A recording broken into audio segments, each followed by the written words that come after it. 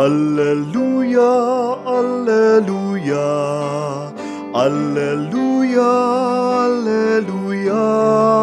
Si Kristo'y muling nabuhay,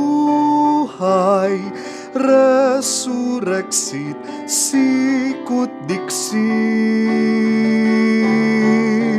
Alleluia, Alleluia, Alleluia, Alleluia. Si Kristo'y muling nabuhay, Alleluia. Sa ngalan ng Ama, ng Anak, at ng Espiritu Santo, Amen. sumainyo ang Panginoon. At sumanyo rin. Mga kapatid, minsan pa tayong bumabalik sa banal na misa, humihingi ng tulong sa banal na Espiritu.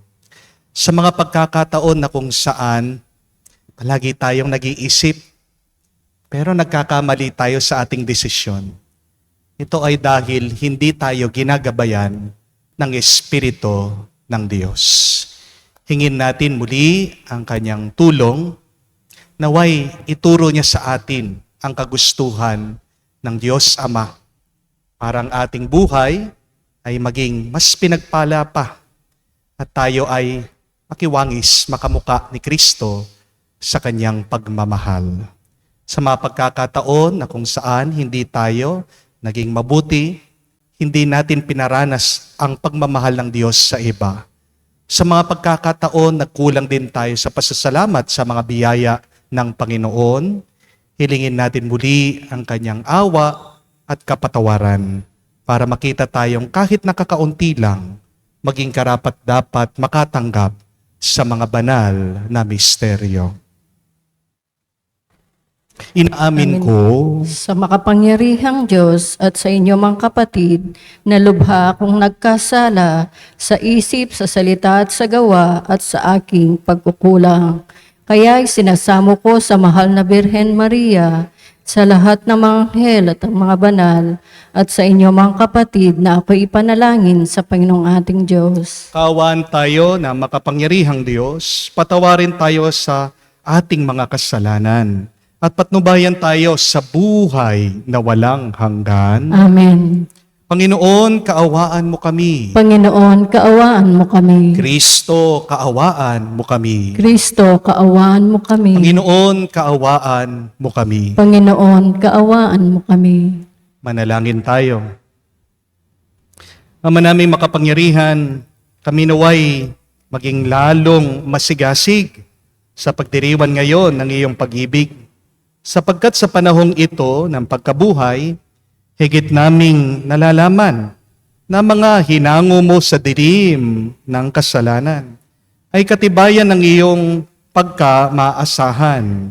Sa pamagitan ni Jesucristo kasama ng Espiritu Santo, magpa sa walang hanggan. Amen.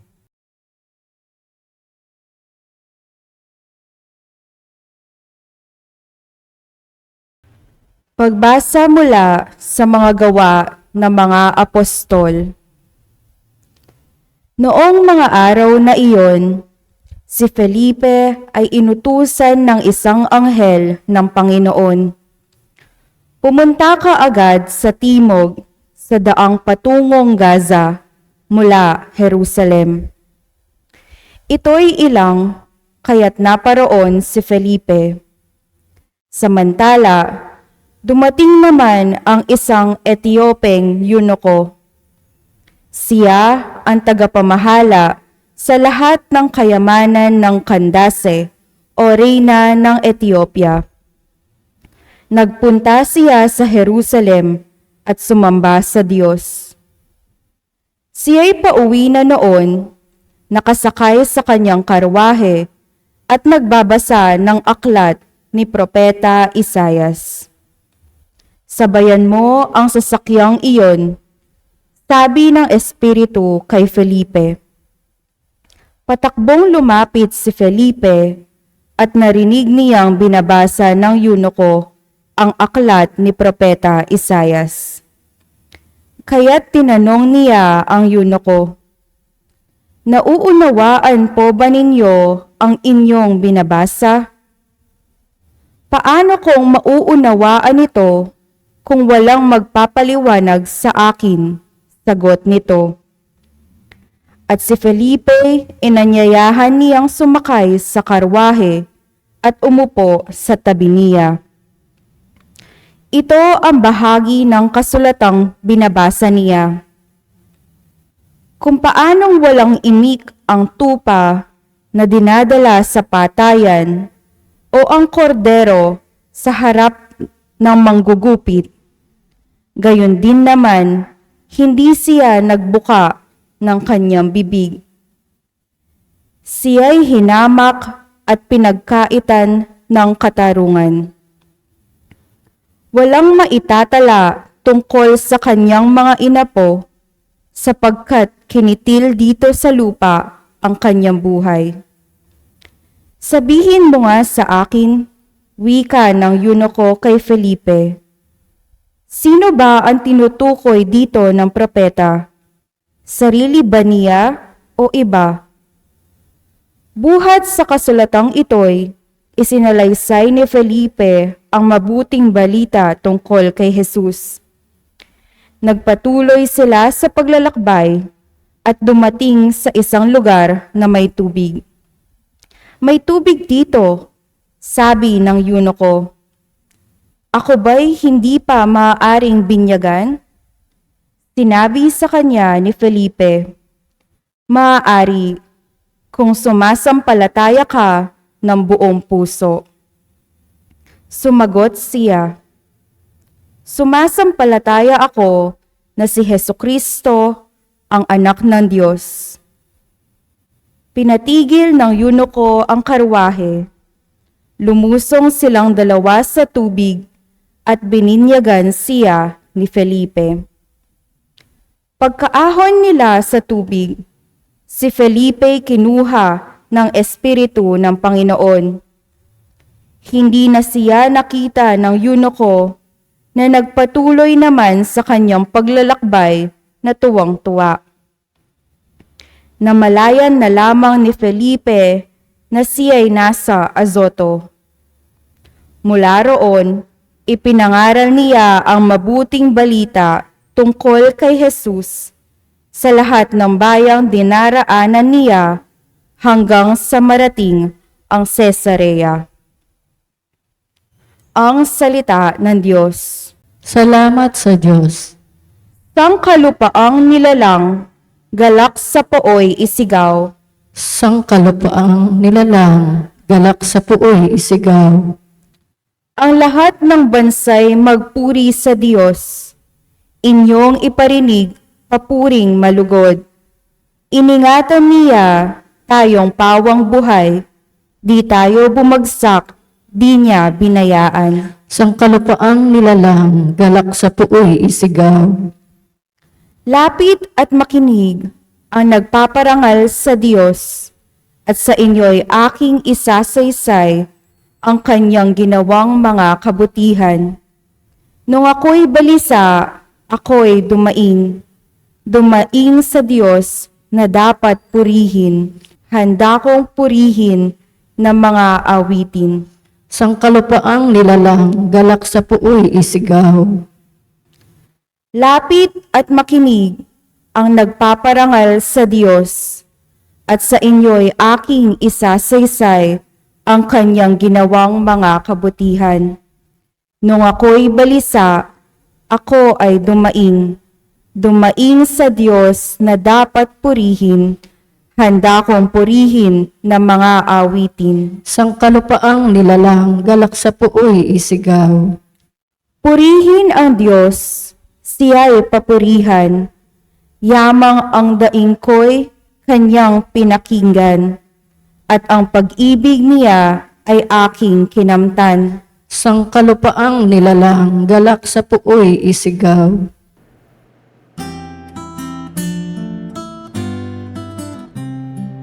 Alleluia, alleluia, alleluia, alleluia, alleluia, alleluia, alleluia, alleluia.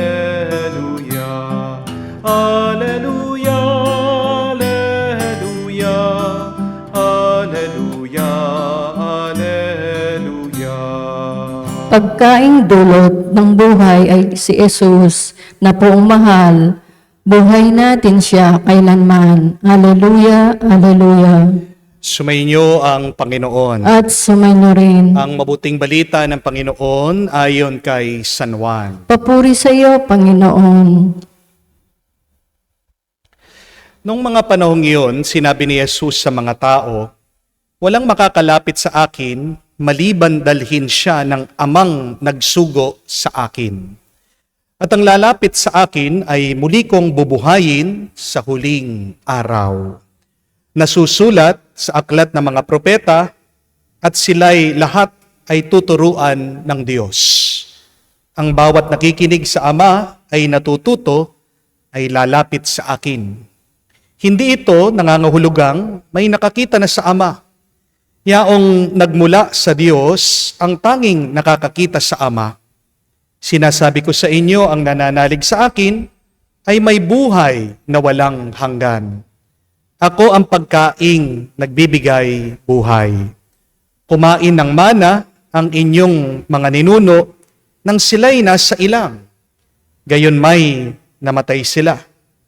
Ngunit ang sino mang kumain ng pagkaing bumaba mula sa langit ay hindi mamamatay. Ako ang pagkaing nagbibigay buhay na bumaba mula sa langit. Mabubuhay magpakailanman ang sino mang kumain nito. At ang pagkaing ibibigay ko, si kabubuhay ng sanlibutan ay aking laman. Mga kapatid, ang mabuting balita ng ating Panginoon. Pinupuri ka namin, Panginoong Hesukristo. Magandang araw po muli sa inyong lahat. Magandang araw po, Father. Ano po sa tingin niyo ang pinakamagandang paraan para umpisahan natin ang ating mga umaga? What is the best way to start our day? Bago po natin pag-usapan ang pinakamagandang paraan para umpisahan ang ating mga umaga, gusto ko lang po sanang sabihin sa inyo, ang pinakapangit namang paraan para umpisahan ang ating mga araw. Please, my dear friends, whatever you do not start your day with the broken pieces of your yesterday. Tandaan niyo po, bagong gising, bagong blessing. Ganyan dapat ang ating attitude, araw-araw. Amen? Ano mang masama na nangyari kahapon, nalugi ka man sa business mo, nawalan ka ng pera, away kayo ng asawa mo, nalaman mo na may sakit ka, sinisiraan ka ng ibang tao, pinopost ka pa sa Facebook, sa social media, o baka namatayan ka ngayon. Kapatid, ang masamang kahapon, iwan mo na sa kahapon. Amen? Ang nakaraan na. Lumipas na yan eh. Tapos na yan eh. Binigyan ka ng bagong umaga, bagong araw ng Diyos. Every day is a fresh start. Each day is a new beginning. Every morning, when we wake up, it is the first day of our new life. Amen? Kapatid, itulog mo na lang yung mga problema mo. Merong mga problema na sila mismo, aalis sila mismo. Kahit na wag mo silang pansinin, wag mo silang isipin. Kasi bukas, may dala pa ring panibagong grasya, biyaya, bendisyon, at pag-asa ang Diyos.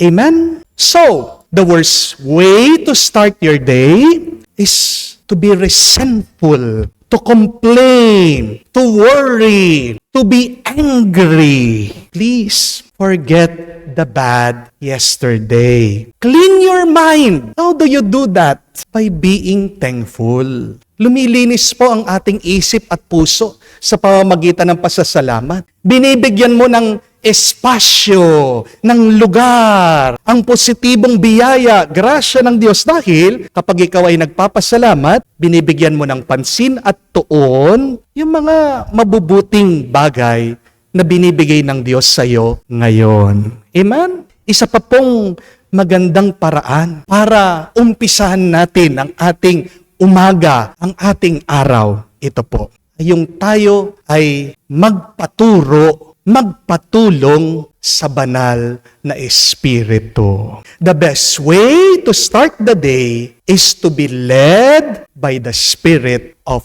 God. Dahil pag tayo ay sumusunod sa banal na Espiritu, anong sabi ng Ebanghelyo? Ilalapit daw tayo kay Jesus. At sino po ang ating Panginoong Hesukristo? Siya ang daan, ang katotohanan, at ang buhay. The fullness of life can only be experienced through Jesus. Sabi po ng ating Panginoon, hindi tayo makakalapit sa Kanya kung hindi tayo nilalapit ng Diyos. At ano ang pamamaraan ng Diyos para tayo lumapit kay Jesus?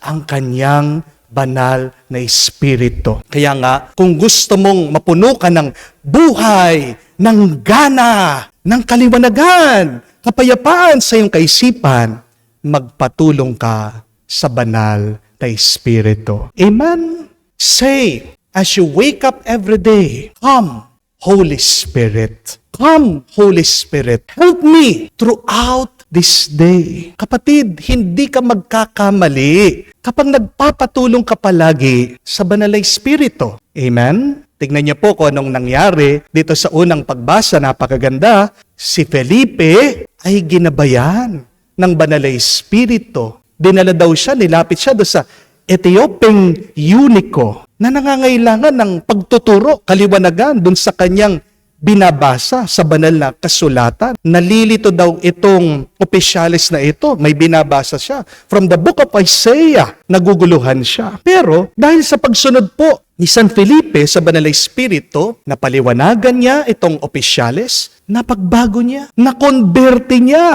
Ito pong opisyalis na ito, nagpabinyag siya sa kanya. At ano daw po yung epekto ng pagbibinyag dito sa taong ito? Ayon po dun sa kwento. Pagkalabas daw niya, pagkaahon niya dun sa tubig, pagkatapos ng binyag, tuwang-tuwa daw siya. He was full of joy. He was rejoicing. Punong-puno daw po siya ng galak. Look at that, my dear friends. If you follow the Holy Spirit at the start of your day, you will make somebody happy. And when you make somebody happy, you become happy in the process. Diba? Sinabi ko na po minsan sa inyo yan sa homily You only become joyful by making others joyful. You only become happy by making other people happy. Mahirap po magpasaya ng tao, ha? Kaya nga po ang pinakamahirap na trabaho ay comedy. Kasi hindi naman po lahat ng mga tao ay matatawa sa iyo, di po ba? Pero kapag ang isang tao, pansinin nyo, malinis ang puso. Kapag ang isang tao mabuti, dahil sumusunod siya sa kagustuhan ng Diyos, madali lang siyang magpangiti sa ibang tao. Hindi po ba? Kung natatandaan niyo po, nung buhay pa si Pope Francis, kapag nakita siya ng mga tao, kahit na malayong-malayo siya, kahit na napakaliit lang niya, napakalayo niya, ngumingiti po yung mga tao. Tuwang-tuwa sila. Lalong-lalo na po kapag nilapitan sila ni Pope Francis, pag kinamayan sila, niyakap pa sila ni Pope Francis, di ba? Umiiyak po sila sa tuwa, sa saya. Hanap po tayo ng paraan para maging masaya, di po ba? Pero, nandito na pala ang napakasimpleng sagot para sa ating tuwa at galak. If we allow to be guided by the Holy Spirit, if you allow the Spirit of God to lead you, you will become happy by making other people happy. Gustong-gusto ko po yung eksena dito sa unang pagbasa. Sabi po, pagkatapos bininyagan ni San Felipe, itong opisyalis, this Ethiopian eunuch, tinangay daw siya ng banal na Espiritu. Napansin niyo po yan? He was snatched up by the Holy Spirit. Wow! Ang ganda pong image nun, no? Napakagandang larawan nun, no? Dahil, aminin po natin, madalas, hindi ang banal na Espiritu nagtatangay sa atin, kung hindi ang dyablo, ang masamang espiritu. Kamakailan lang po, merong nag-message sa akin, nagpapadasal. Sabi niya, Father, panalangin mo naman ako. Nag-relapse na naman ako sa aking gambling addiction. Naubos ko po yung ipon naming mag-asawa. Kasi po, Father, umaasa ako na sana sa pagsusugal ko, mabayaran po yung aming mga utang. Pero nagkamali po ako, Father. Awang-awa po ako dito sa tao. I feel his pain. I was praying for him. And I told him to keep on praying. Alam niyo po, bakit tayo nagkakamali? Hindi naman sa dahil hindi tayo nag-iisip Di ba madalas? Sobra tayo sa pag-iisip. Pero ang pagkakamali natin ay tayo'y kumikilos, tayo'y may ginagawa na hindi nagdarasal. Ang kasalanan natin ay tayo'y may ginagawa na hindi man tayo sumasangguni sa Diyos, na hindi tayo sumusunod sa kagustuhan ng Panginoon. Bakit po minsan napapahamak ang ibang tao? Ito ay dahil madalas mas inuuna pa nila yung kanilang kagustuhan kaysa sa kagustuhan ng Diyos. Kaya mag-ingat po kayo palagi mga kapatid, every day please, as you begin the day, do not think about what you want, but begin the day by asking, Lord, what do you want? And you can only be clarified, you can only be enlightened by God's will if you are being led by the Holy Spirit. When you follow the Holy Spirit, you will be inspired. Amen? But if you listen to the evil one, you will expire. Pero ang tanong, paano po ba tayo susunod sa banal na Espiritu? Simple lang po, palagi tayong magdasal. Ang problema din na napakarami sa atin, ginagawa po nating spare tire ang panalangin. Hindi po ba? Pero sa katotohanan, dapat ang panalangin, yan po yung manibela ng ating buhay. Please, my dear friends, do not only pray when you have an emergency in your life, but make prayer your habit. Make prayer your life. Because it is in prayer that we receive the guidance of the Holy Spirit. Kaya nga po, kung araw-araw, kagising mo pa lang, bago ka maligo, bago ka kumain, bago ka magtrabaho, magdasal ka naman, kapatid. Kahit na sandali lang, focus mo yung isip mo diyan sa Diyos. Sinasabi ko sa iyo, kapatid, kapag yan ang ginagawa mo, nagdadasal ka, sinasabi mo, halina Banal na Espiritu, gustong-gusto yan ng Diyos. God loves it when we involve Him in our affairs. Tingnan mo, kapatid, mas gaganda ang buhay mo. Mas bubuti, mas sasaya ang karanasan mo kung isasama mo palagi ang Diyos. Umpisa pa lang ng araw mo. Magdasal po tayo sa banal na misang ito. Sana walang mintis. Araw-araw, umpisan natin sa pananalangin, sa pasasalamat sa Diyos, pagpupuri sa Panginoon, at sa paghingi ng paggabay sa banal na Espiritu. Dahil kapag ikaw ay sumusunod sa Espiritu ng Diyos, hindi ka lang magiging masaya, magpapasaya ka pa ng ibang tao. Amen. Tumayo po tayo, alay po natin sa Diyos ang ating mga dasal at panalangin at ating sabihin, Panginoon, dinggin mo kami. Panginoon, dinggin mo kami. Ang bayan ng Diyos na pinalalakas niyang Eukaristiya, naway magkaisang mamuhay sa pananampalataya at pag-ibig. Manalangin tayo sa Panginoon. Panginoon, dinggin mo kami. Sa pagtanggap natin ng Eukaristiya ng may pagpapahalaga, naway mapalalim natin ang pag-ibig sa isa't isa. Manalangin tayo sa Panginoon. Panginoon, dinggin mo kami. Tayo naway hindi magkulang sa pagbabahagi ng mga biyaya sa mga nangangailangan at sa gayon ay makatulad tayo ni Kristo na nag-alay ng sarili. Manalangin tayo sa Panginoon. Panginoon, dinggin mo kami. Sa katahimikan po ng ating puso, banggitin din natin sa Diyos ang ating mga personal na pangangailangan.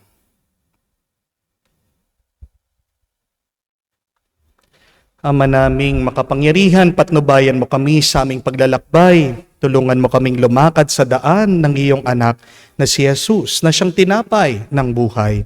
Hinihiling namin ito sa pamagitan ni Kristo, aming Panginoon. Amen. Sa'yo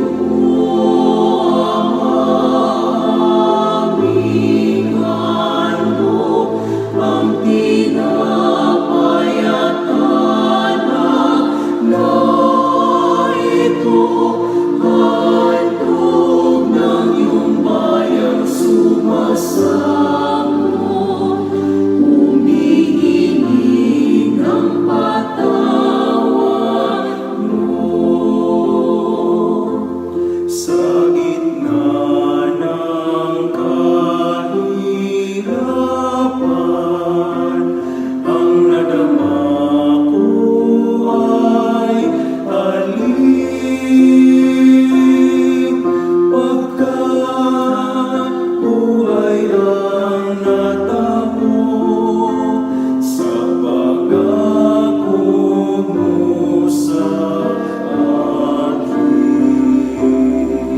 Sa'yo ang aming handog, ang tinapay at alak na ito, handog ng iyong bayang sumasamo, humihingi ng patawad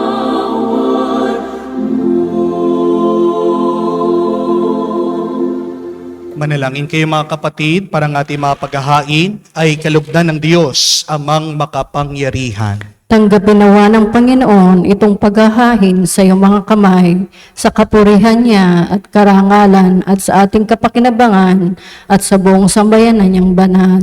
Ama naming lumikha, sa paghahain ng banal na pagpapalitan ng iyong mga kaloob at ng aming alay, kami pinagsasalo mo sa iyong buhay na namumukod tangi at walang kapantay.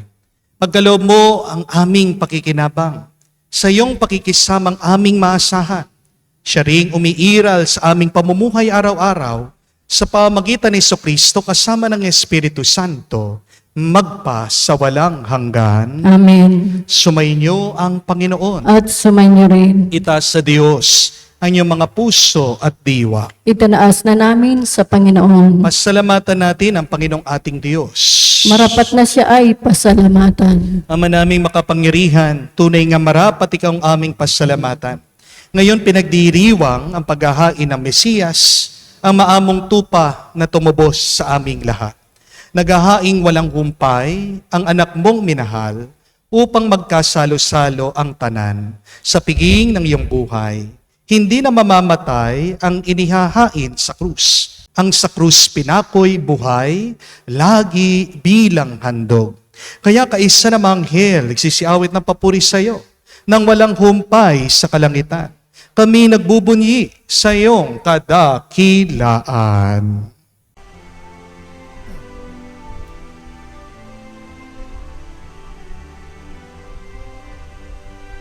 Santo, Santo, Santo, Panginoong Diyos ng mga hukbo, napupuno ang langit at lupa ng kadakilaan mo.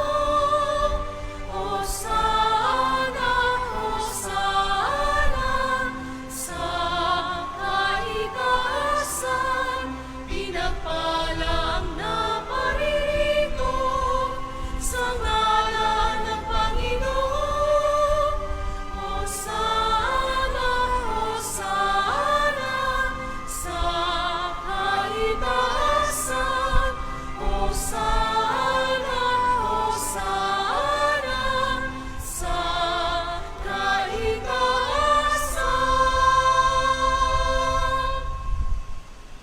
Ama naming banal, ikaw ang bukalan tanang kabanalan. Kaya't sa pamagitan ng iyong Espiritu, gawin mong banal ang mga kaloob na ito, upang para sa amin, maging katawan at dugo ng aming Panginoong Heso Kristo.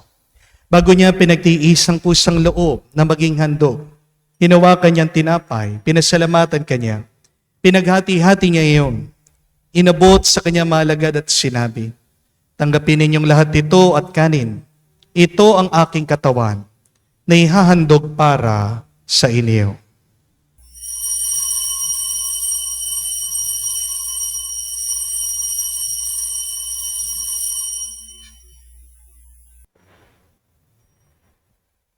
Gayon din naman nung matapos ang hapunan, hinawakan niyang kalis. Muli kanyang pinasalamatan. Inabot niyang kalis sa kanyang malagad at sinabi, tanggapin ninyong lahat ito at inumin. Itong kalis ng aking dugo, ng bago at walang hanggang tipan. Ang aking dugo na ibubuhos para sa inyo at para sa lahat, sa ipagpapatawad ng mga kasalanan. Gawin ninyo ito sa pag-alaala sa akin.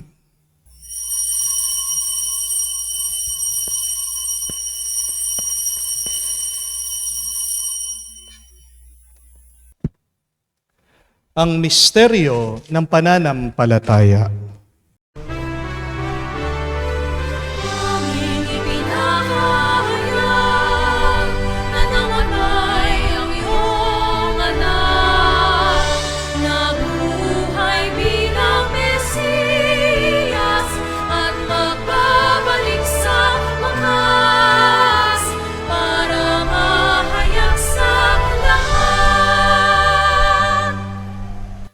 Ang mga ginagawa namin ngayon, ang pag-alaala sa pagkamatay at muling pagkabuhay ng iyong anak.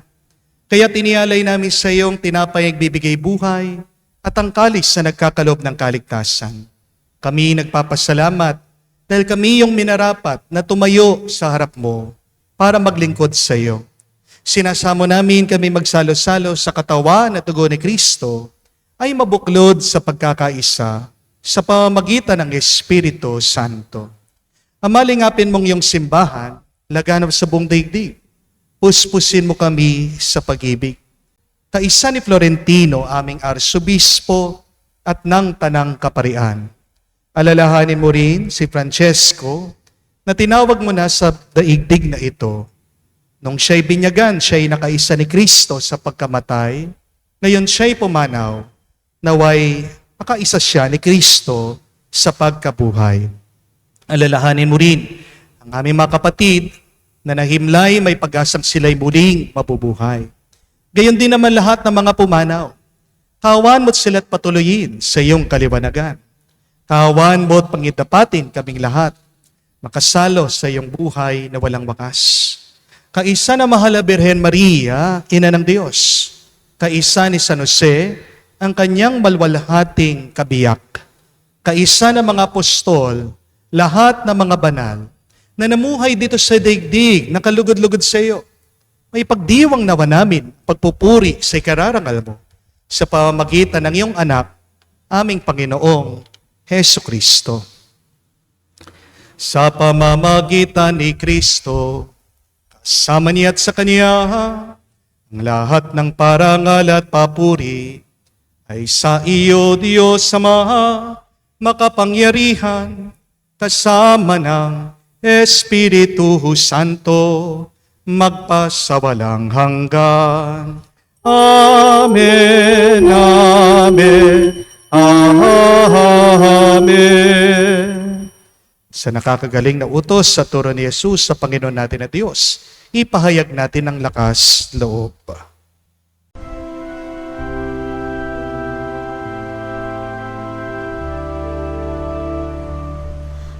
Ama namin, sumasalangit ka, sambahin ang ngalan mo, mapasa amin ang kaharian mo, sundin ang loob mo dito sa lupa para nang sa langit. Bigyan mo kami ngayon ng aming kakanin sa araw-araw. At patawarin mo kami sa aming mga sala para nang magpapatawad namin sa nagkakasala sa amin. At huwag mo kaming ipahintulot sa tukso, at iadya mo kami sa lahat ng masama. Hinihiling namin kami adya sa lahat na masama, pagkalooban ng kapayapaan araw-araw, ligtas sa kasalanan, ilayo sa lahat ng kapahamakan. Samantalang aming pinanabikan ang dakilang araw ng pagpapahayag ng tagapagligtas naming si Hesu Kristo. Sapagkat iyo ang kaharian at kapangyarihan at kapurihan magpakailanman. Amen. Panginoong Hesu Kristo, sinabi mo sa mga apostol, kapayapaan ang iniiwan ko sa inyo, ang aking kapayapaan, binibigay ko sa inyo. Tungayan mo ang aming pananampalataya at huwag ang aming pagkakasala. Pagkalooban mo kami ng kapayapaan at pagkakaisa, ayon sa iyong kalooban, kasama ng Espiritu Santo, magpa sa walang hanggan. Amen. Kapayapaan ng Panginoon ay laging sumainyo. At sumainyo rin. Magbigayan po tayo ng kapayapaan sa bawat isa. Peace with you po. Kapayapaan po sa inyong lahat.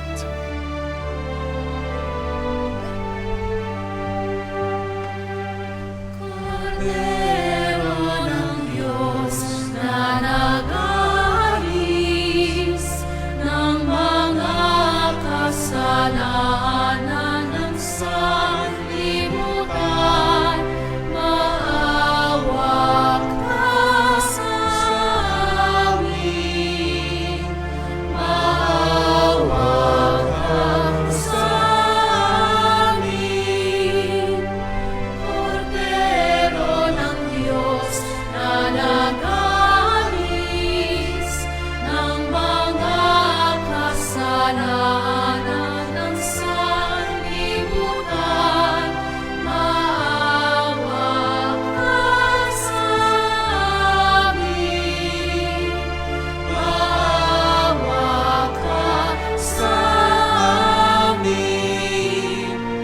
Cordero ng Diyos na nag-aalis ng mga kasalanan ng sanlibutan, ipagkaloob mo sa amin ang kapayapaan.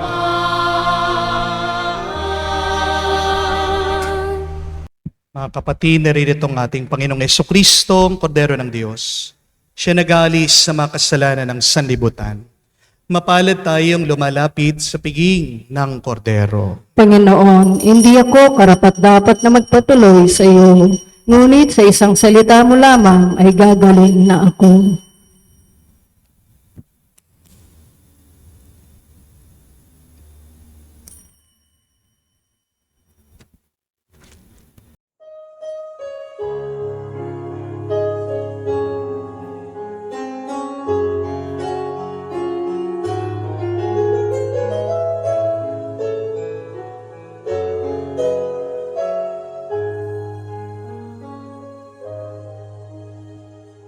Stay with me, Lord, that I may never forget you. Stay with me, Lord, because I need. Stay with me, Lord, for you are my life. Stay with me, Lord, for you are my life. Oh, I need you, Lord Jesus, in this night of exile. Stay with me, Lord Jesus, in the breaking of the breath of darkness, disperses all darkness. The force that sustains me, the unique joy of my heart. Manalangin tayo. Ama naming mapagmahal, manatili kang kapiling ng iyong sambayanan, na ngayoy pinapakinabangan mo sa iyong sariling buhay. At gawin mo kaming pasulong na makahakbang mula sa dati naming pagkamakasalanan, patungo sa pagbabagong nagdudulot ng iyong kabutihan sa pamagitan ni Jesucristo kasama ng Espiritu Santo, magpa sa walang hanggan. Amen. Mga kapatid, gising nyo pa lang. Huwag po kayong agad tatayo. Huwag po kayong agad kikilos. Kayong agad tatrabaho. Kahit naman po sa sasakyan, di ba? Kapag sinindihan mo yan, in-start mo, di mo naman agad yan papaandarin. Paiinitan mo muna yung makina niya. Kaya pagkagising pa lang natin, gawin niyo pong altar ang inyong mga kama. Yan po sana ang maging lugar ng ating pananalangin, ang ating pagdarasal, pakikiisa sa Diyos. The worst way to begin your day is to start it in the broken pieces of your yesterday. But the best way to start your day is be thankful and ask the Lord to lead you through His Holy Spirit. Pag tayo ay sumusunod sa Banal na Espiritu, ibabalik at ilalapit tayo nito kay Jesus, ang ating Panginoong Hesukristo, ang buhay natin, maapaw na buhay at buhay na walang hanggan. So today, please, and until tomorrow, as you wake up every day, say, "Come, Holy Spirit." Halina, Banal na Espiritu, turuan mo ko, gabayan mo ako, itangay mo ako mas palapit sa kagustuhan ng Diyos. Para di lang ako maging masaya, kundi makapagpasaya din ako ng ibang tao. Sumainyo ang Panginoon. At sumainyo rin. Kayo basbasa ng Diyos, makapangyarihan sa lahat, sa ngalan ng Ama, ng Anak, ng Espiritu Santo. Amen. Ang ating misa ay natapos na. Umayo kayo sa kapayapaan ni Kristo. Salamat sa Diyos.